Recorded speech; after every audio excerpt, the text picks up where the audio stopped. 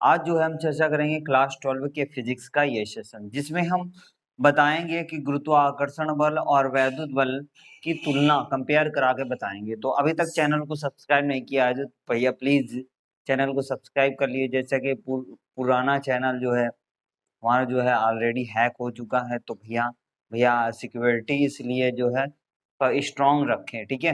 तो किसी भी चीज की सिक्योरिटी हमेशा जो है गूगल हो या कुछ भी हो, ठीक है, सिक्योरिटी हाई फाई रखें। जैसा कि हम भुगत रहे हैं, भुक्तभोगी हैं, तो भैया जी इसीलिए यदि यार कह रहे हैं कि आप लोग अभी तक चैनल को सब्सक्राइब नहीं किया तो सब्सक्राइब कर लीजिए, बेल आइकन प्रेस नहीं किया तो बेल आइकन प्रेस कर दो, और लाइक नहीं किया तो लाइक कर दो, और दोस्तों के साथ में भैया जी शेयर करते रहिए, ठीक है। क्योंकि बात ये पड़ रही है आप लोगों का ही मोटिवेशन, क्योंकि बात ये पड़ रही है पुराना चैनल था, 3 साल मेहनत किया था उसमें, अब उसमें यदि यार रिजल्ट हमें 0 मिल जाएगा तो भैया बहुत तकलीफ होती है, ठीक है। 3 साल बहुत टाइम पीरियड होता है, 3 साल बर्बाद करने का मतलब समझते हो। तो भैया जी आपका कुछ नहीं जाएगा, सिर्फ आपको प्रेस करना है सब्सक्राइब का बटन, ठीक है। तो भैया जी प्रेस कर दीजिए, लाइक नहीं किया तो लाइक कर दीजिए। तो भैया जी हम बात करते हैं, ठीक है, आपका भी कुछ फर्ज बनता है, क्योंकि हम इतनी मेहनत कर रहे हैं, मेहनत करने के बाद भी सफलता यदि हाथ नहीं लगती है तो फिर दिक्कत होती है। इसलिए भैया जी आपसे निवेदन है कि आप जो है जितना हो सके दोस्तों के साथ में शेयर कर दीजिए। तो यहाँ पर हम बात करते हैं विद्युत बल गुरुत्वाकर्षण बल से तुलना। तो सबसे पहली बात हम यहाँ बात करते हैं वैद्युत बल गुरुत्वाकर्षण बल से तुलना। जो वैद्युत बल होता है, ठीक है, वैद्युत बल गुरुत्वाकर्षण बल से प्रबल होता है। प्रबल को मतलब मजबूत क्या होता है। तो पहली बात, वैद्युत बल गुरुत्वाकर्षण गुरुत्वाकर्षण बल से अधिक प्रबल होता है होता है, ठीक है। ये अधिक प्रबल होता है, पहली बात। दूसरी बात यदि हम करें तो दूसरी बात जो है कि वैद्युत बल बल वैद्युत बल में आकर्षण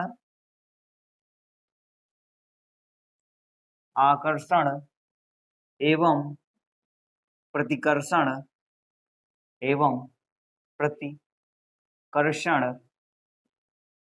आकर्षण एवं प्रतिकर्षण बल के गुण पाए जाते हैं, अब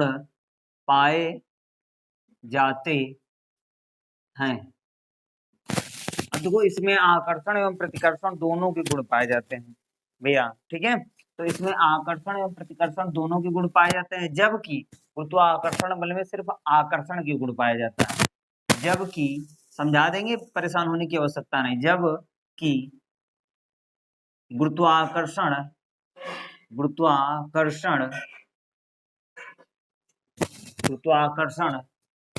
बल में केवल आकर्षण के गुण पाया जाता है, केवल आकर्षण का गुण पाया जाता है, आकर्षण का गुण पाया जाता है, ठीक है। क्या भैया, वैद्युत बल में आकर्षण और प्रतिकर्षण दोनों के गुण पाए जाते हैं, जबकि गुरुत्वाकर्षण बल में सिर्फ आकर्षण के गुण पाए जाते। इसको समझना, रिलेट करना। वैद्युत बल क्या होता है, तो वैद्युत बल बिजली, जो इलेक्ट्रिक करंट जो फ्लो होता है घर में, इलेक्ट्रिसिटी जो फ्लो होती है, तो उसी को हम वैद्युत बल कहते हैं। और गुरुत्वाकर्षण बल सूर्य और पृथ्वी के बीच में जो भी बल कार्य करता है, अर्थात सूर्य के चारों ओर पृथ्वी घूम रही है, रीजन क्या है, गुरुत्वाकर्षण बल। यदि गुरुत्वाकर्षण बल ना हो तो पृथ्वी भी अपनी एक तरह से स्वतंत्र हो जाए, यानी क्यों सूर्य के चारों ओर चक्कर लगाए, तो रीजन यही है कि गुरुत्वाकर्षण बल के कारण पृथ्वी सूर्य के चारों ओर घूम रही है। अर्थात आकर्षण बल ना होता तो पृथ्वी क्या यहाँ पर होती, सूर्य के चारों घूमती नहीं घूमती। तो इसका मतलब है गुरुत्वाकर्षण बल है।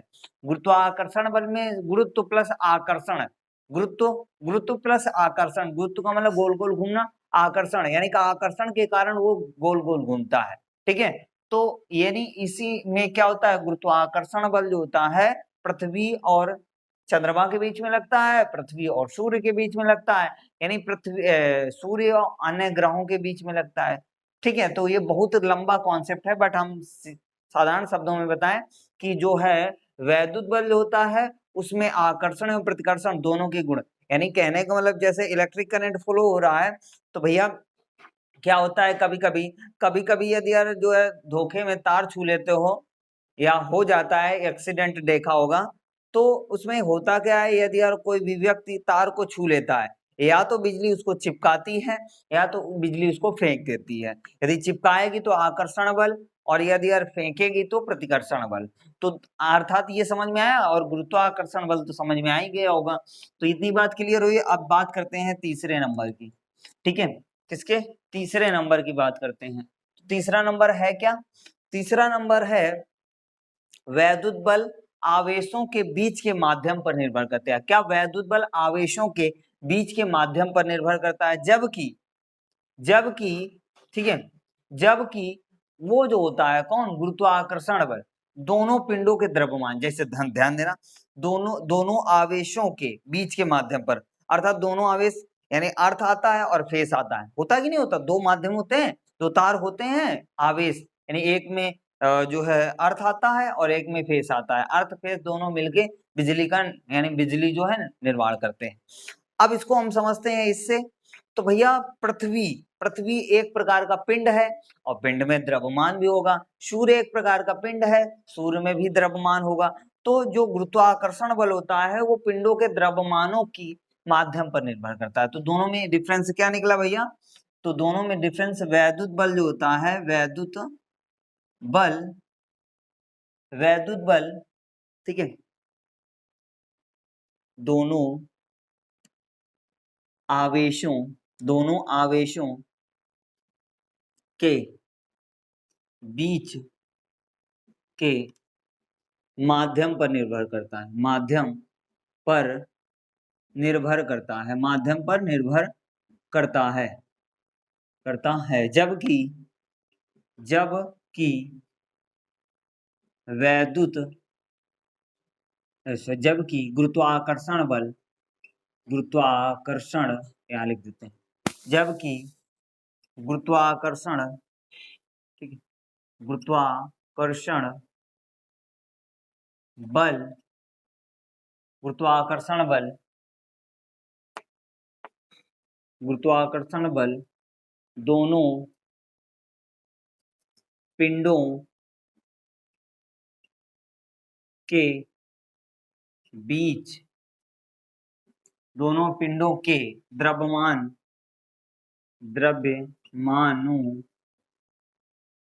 के बीच के माध्यम पर निर्भर करता है, माध्यम पर निर्भर करता है, माध्यम पर निर्भर करता है। ठीक है, करता है, ठीक है, इतनी बात क्लियर हुई।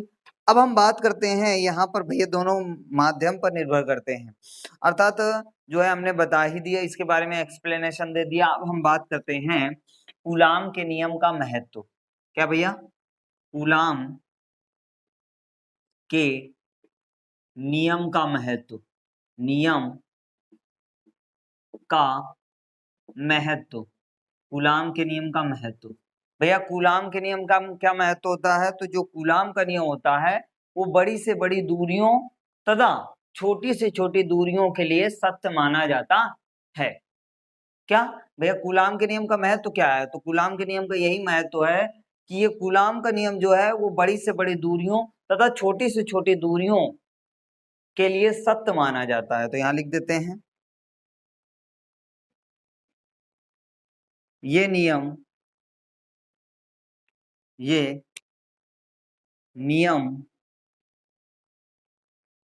बड़ी से बड़ी तथा छोटी से छोटी दूरियों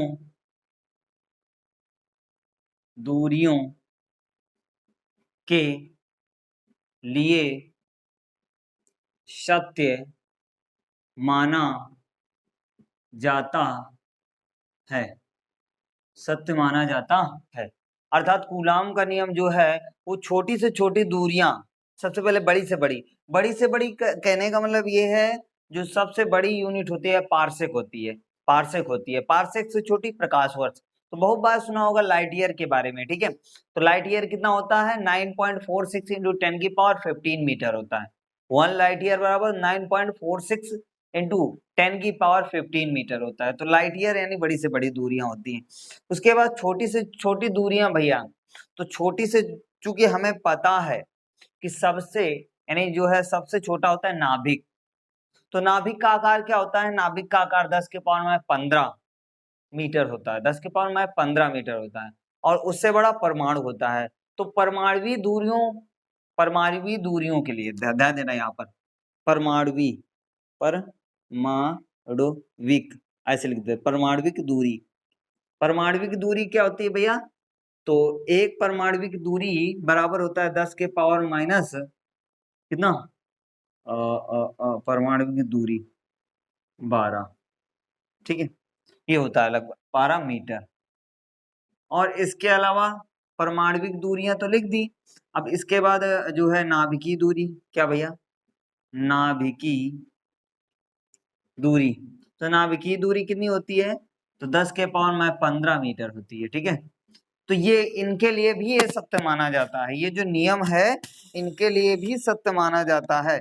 अर्थात कहने का मतलब ये है, ये छोटी से छोटी दूरियां हो, परमाणुविक दूरी, सॉरी यहाँ 11 होता है, सॉरी एक चीज का डाउट हो गया, तो ये बात समझ में आ गई, ठीक है। अर्थात ये जो नियम है बड़ी से बड़ी दूरियों और छोटी से छोटी दूरियों के लिए सत्य माना जाता है। यदि परमाणुविक दूरी 10 के पावर माइनस 11 मीटर हो और नाभिकीय दूरी 10 के पावर 15 मीटर हो, तो इस प्रकार से ये नियम को हम सत्य मानते हैं, यानी हमारा ये नियम जो होता है ये सत्य होता है, ठीक है। इतनी बात क्लियर हुई कि नहीं क्लियर हुई, यहाँ तक भैया इतना सभी लोग नोट कर लीजिए।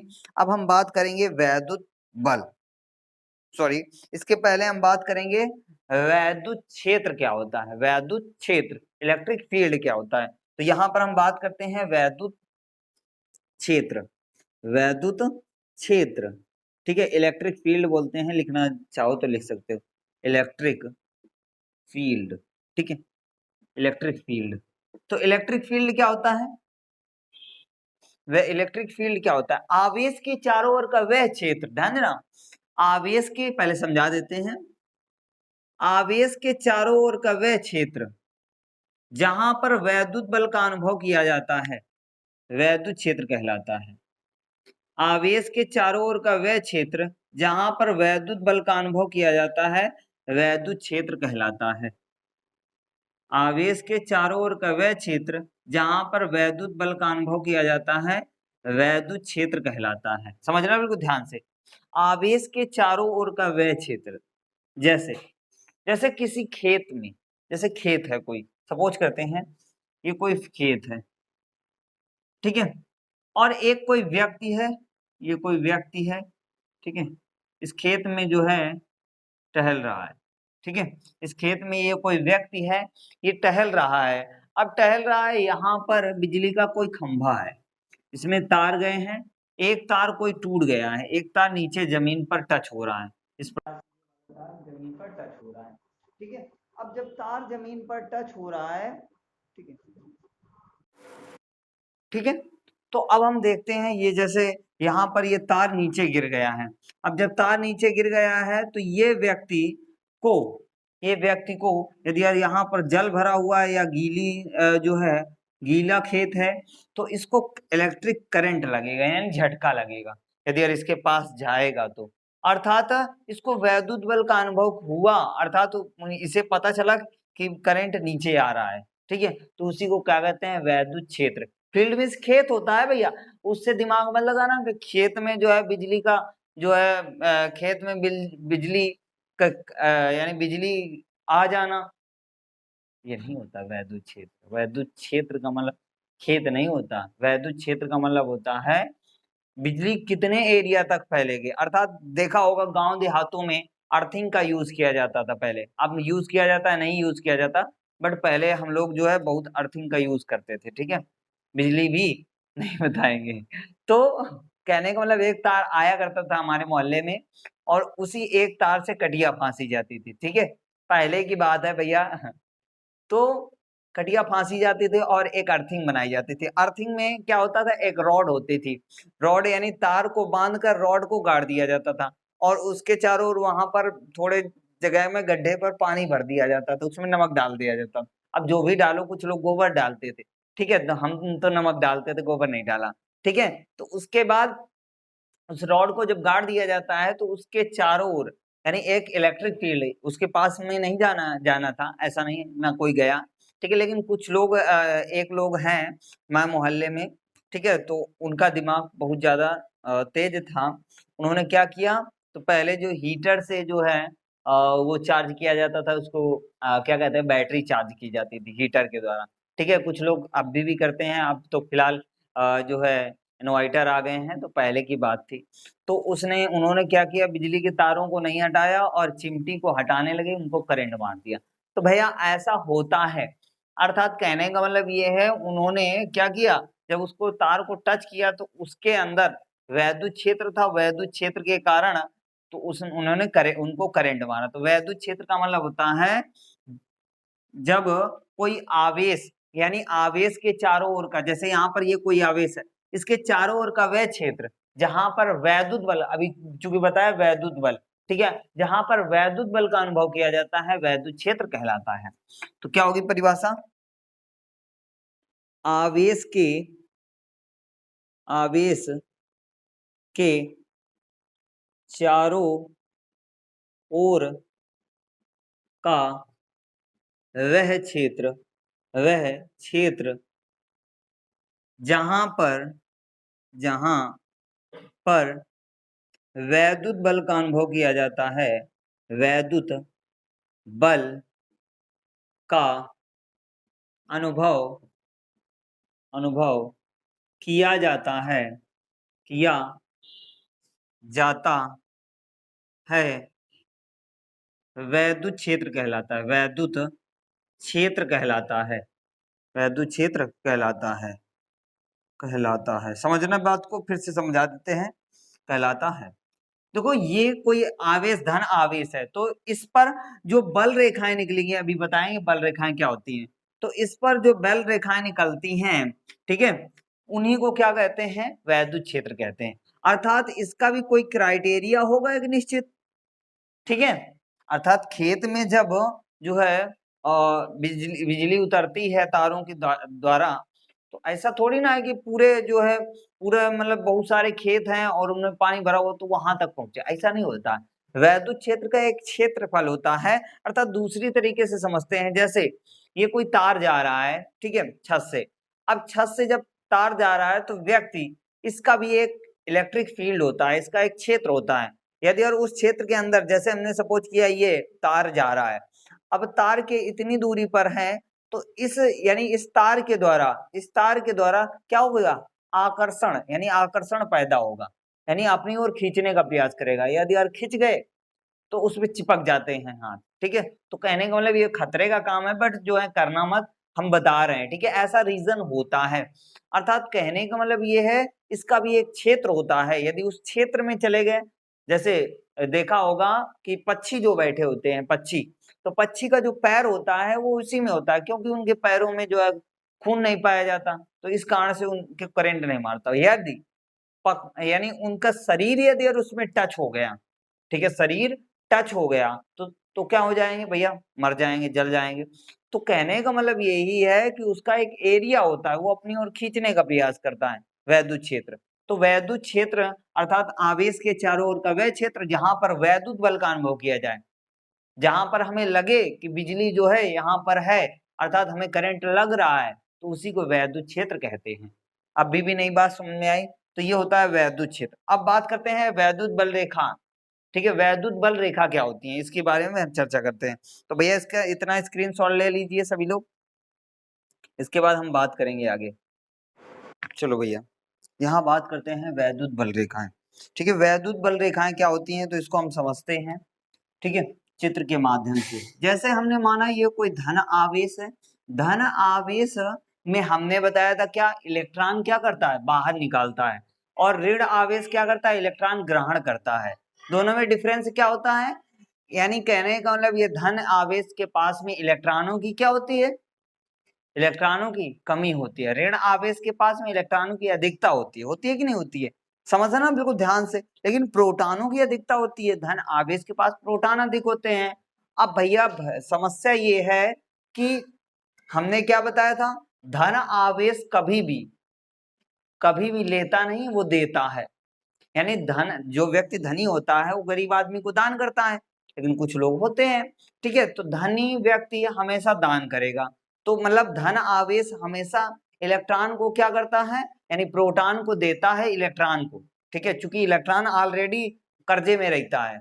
तो इस कारण से भैया ये धन आवेश है और ये हमने ऋण आवेश ले लिया। ध्यान देना, दोनों का लॉजिक समझना, इसके बाद हम परिभाषा पर आएंगे। ध्यान देना, ये जो धन आवेश होता है वो हमेशा इलेक्ट्रॉन को क्या करता है, देता है, सॉरी प्रोटॉनों को देता है। तो ये इस प्रकार से ये जो है क्या, प्रोटॉन को देगा, क्योंकि इलेक्ट्रॉन बहुत गरीब है, तो गरीबी को मिटाने के लिए कुछ न कुछ तो देना पड़ेगा। तो ये इसको क्या करता है, दान देता है। क्या करता है, दान करता रहता है, बहुत दानी है, ठीक है, बहुत ज्यादा दानी है, तो इस प्रकार से दान करता रहता है, ठीक है।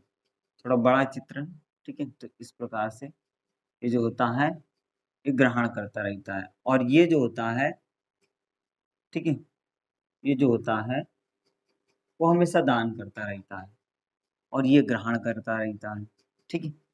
तो बात समझना बिल्कुल ध्यान से कि होता क्या है, वैद्युत बल रेखाएं होता क्या है, एक ऐसी काल्पनिक रेखाएं जो, ठीक है, जो जो धन आवेश से चलकर ऋण आवेश पर समाप्त हो।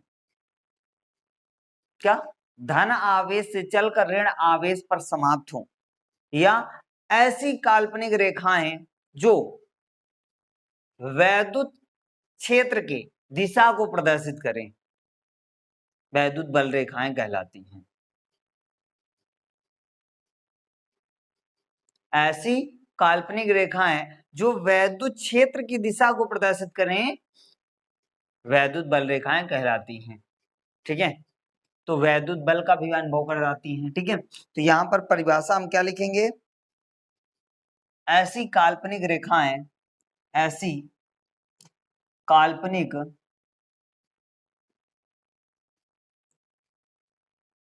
काल्पनिक काल्पनिक काल्पनिक रेखाएं जो वैद्युत क्षेत्र की, या वैद्युत बल भी लिख सकते हो, ठीक है, वैद्युत क्षेत्र की दिशा को प्रदर्शित करें, प्रदर्शित करें, वैद्युत बल रेखाएं कहलाती हैं। वैद्युत बल रेखाएं कहलाती हैं, कहलाती हैं, कहलाती हैं, ठीक है, वैद्युत बल रेखाएं कहलाती हैं। ऐसी काल्पनिक रेखाएं जो वैद्युत बल या वैद्युत क्षेत्र की को प्रदर्शित करें, उसे वैद्युत बल रेखाएं कहते हैं। अब हम बात करते हैं वैद्युत बल रेखाओं के गुण क्या होते हैं, ये बहुत इंपॉर्टेंट है, ठीक है। वैद्युत बल रेखाएं, चूंकि काफी बार एग्जाम में पूछा जा चुका है इसके बारे में, ठीक है, वैद्युत बल रेखाओं के गुण, बल रेखाओं के गुण। तो पहला गुण यदि हम बात करते हैं पहले गुण की, इसके बारे में, पहले गुण के बारे में बात करते हैं, ठीक है।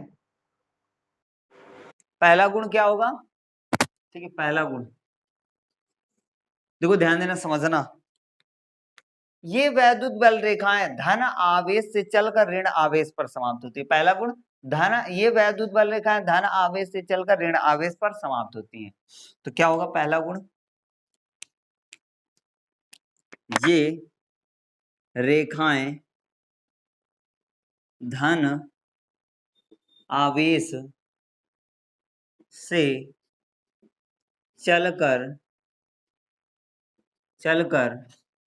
ऋण आवेश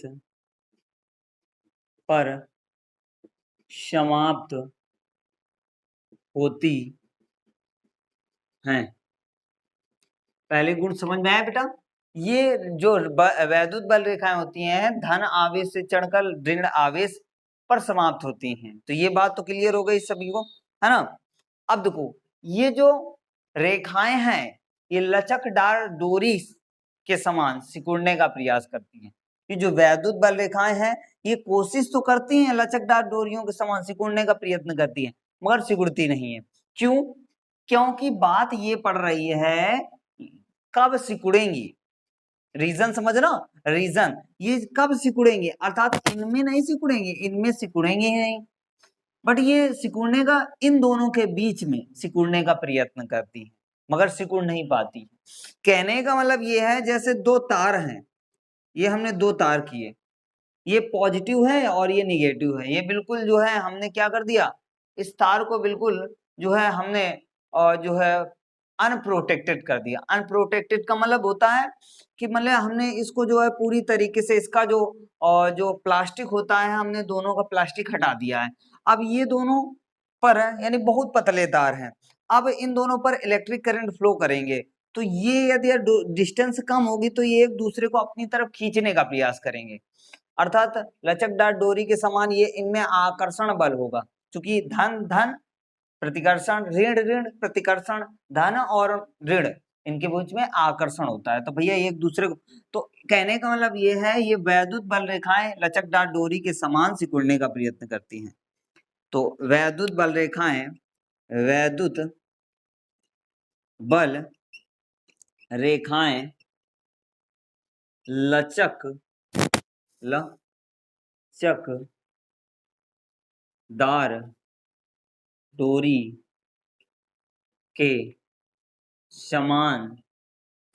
समान सिकुड़ने का सिकुड़ने का प्रयास करती हैं। ठीक है, लचकदार डोरी के समान सिकुड़ने का प्रयास करती हैं। अब देखो ये वैद्युत बल रेखाएं कभी भी एक दूसरे को काट नहीं सकती हैं, यानी कटान एक दूसरे को काट नहीं सकती हैं। क्यों नहीं काट सकती हैं? क्योंकि इनका जो यानी फ्रीक्वेंसी निकलती है वो एक माध्यम से निकलती है, अर्थात ये एक दूसरे को काट नहीं सकती हैं। कहने का मतलब ये है जैसे यहाँ पर हमने ये बल रेखा खींची तो ये ऐसे नहीं काट के जा सकती है, इसका जो यानी जहां से जाएगी वहीं से जाएगी, दूसरी जगह से नहीं काटेगी। क्या होता है कि यदि ऐसे हो जाए मतलब इसको काटती हुई ऐसे निकल जाए फिर यहाँ आए तो ये गुण नहीं होता है। वैद्युत बल रेखाएं अपने एक निश्चित पथ पर ही चलती हैं। तो यहाँ पर तीसरी बात करते हैं तो वैद्युत बल रेखाएं एक दूसरे को काटती नहीं यानी लंबवत नहीं काटती हैं। तो वैद्युत बल रेखाएं एक दूसरे को कभी नहीं काटती हैं, कभी नहीं काटती हैं, क्योंकि कटान बिंदु पर स्पर्श रेखाएं, दो स्पर्श रेखाएं खींची जा सकती हैं। ठीक है, जो कि असंभव है। कटान बिंदु पर दो स्पर्श रेखाएं खींची जा सकती हैं जो कि असंभव है, ध्यान देना बिल्कुल। यदि अगर ये यहां से ऐसे चला जाता तो दो स्पर्श रेखाएं खींची जा सकती, जो कि असंभव। वैद्युत बल रेखाओं में ये गुण पाया ही नहीं जाता, अर्थात जो कि असंभव है। ठीक है, और इसके अलावा कुछ और गौर कर रहे हो, ये जो वैद्युत बल रेखाएं हैं ये वक्राकार, वक्र की आकृति में निकल रही हैं, अर्थात वैद्युत बल रेखाएं वक्र की जैसी संरचना का निर्माण करती हैं, यानी वैद्युत बल रेखाएं वक्र जैसी संरचना का निर्माण करती हैं। तो चौथा नंबर, वैद्युत बल रेखाएं, वैद्युत बल रेखाएं वक्र के जैसी संरचना बनाती हैं। ध्यान देना, आप थोड़ा यहाँ पर एक चीज समझा देते हैं। ठीक है, ये तो धन ऋण की बात हो गई। यदि यार धन धन हो तो फिर क्या होगा? तो भैया हमें पता है ये एक दूसरे को प्रतिकर्षित करेंगे। ये क्या करेंगे? एक दूसरे को प्रतिकर्षित करेंगे। इस पे ऐसे निकल रहा है निकल रहा है, इस प्रकार से निकलेगा।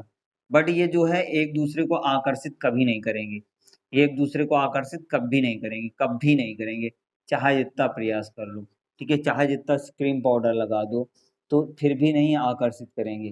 तो ये क्या होता है, ग्रहणी, ग्रहणी जैसे ग्रहण करने वाली, ठीक है, ये ग्रहण करने वाली, ये भी ग्रहणी है, ये भी ग्रहणी है। तो ये कभी भी एक दूसरे को आकर्षित नहीं करेंगी, भैया प्रतिकर्षित कर देंगे बट जो है ये आकर्षित नहीं करेंगे। तो आई होप यहाँ तक समझ में आया होगा। यदि समझ में आया तो दोस्तों के साथ में शेयर कीजिए, चैनल पर नए हो तो चैनल को सब्सक्राइब कर लीजिए। भैया जी आप लोग सपोर्ट में बने रहिए, ठीक है, हम वादा करते हैं आप लोगों से कि हम सिलेबस आपका पूरा कंप्लीट करा के देंगे। तो जय हिंद, जय भारत, वंदे मातरम।